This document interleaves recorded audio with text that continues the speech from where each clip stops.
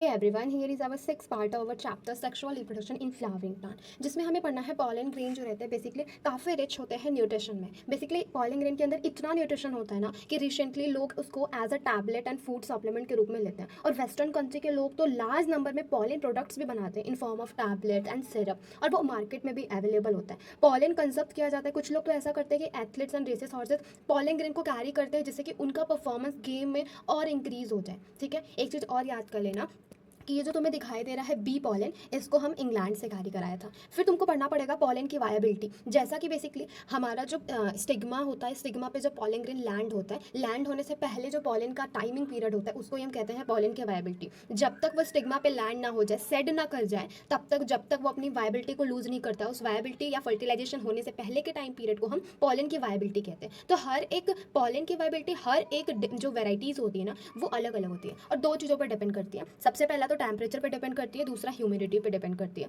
ना ज़्यादा टेम्परेचर होना चाहिए, ना कम होना चाहिए, ना ह्यूमिडिटी बहुत ज़्यादा होना चाहिए, ना बहुत कम भी नहीं होना चाहिए। तो दो चीज़ों पे डिपेंड करता है। कुछ सीरियल्स होते हैं जैसे कि राइस एंड व्हीट, जो पॉलन की वायबिलिटी होती है ना 30 मिनट्स की होती है, तो ये इंपॉर्टेंट है, तो इसको तुम हाईलाइट कर लो। फिर कुछ फैमिली जैसे रोजेसी, लेगुमिनेसी एंड सोलानेसी, इनमें जो रहता है पॉलन की वायबिलिटी लगभग कुछ मंथ्स तक का होता है। प्लीज़ इसको देख लेना। फिर पॉलन बैंक के बारे में बताना है। अगर हमें पॉलन ग्रेन को स्टोर करके रखना है ताकि हम अपने मन पसंदीदा लोगों के साथ मान लो कि फर्टिलाइज करा सकें, और ब्रीडिंग प्रोग्राम जैसे कि क्रॉप ब्रीडिंग प्रोग्राम में इनकी जरूरत पड़ती है, तो पॉलन बैंक की तरह हम रखते हैं लिक्विड नाइट्रोजन -196 डिग्री सेल्सियस पे। जब हम पॉलन ग्रेन को स्टोर करके रखते हैं, उस होल प्रोसेस को हम पॉलन बैंक कहते हैं।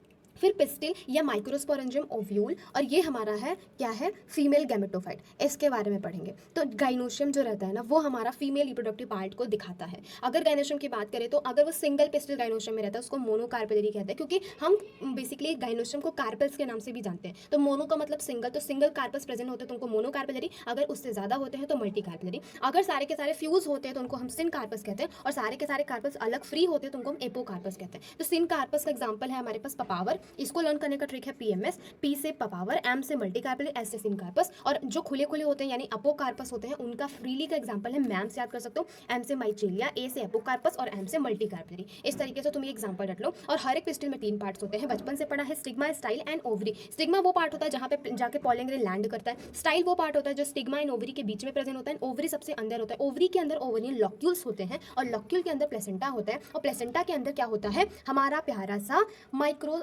मेगास्पोरेंजियम या फिर ओव्यूल।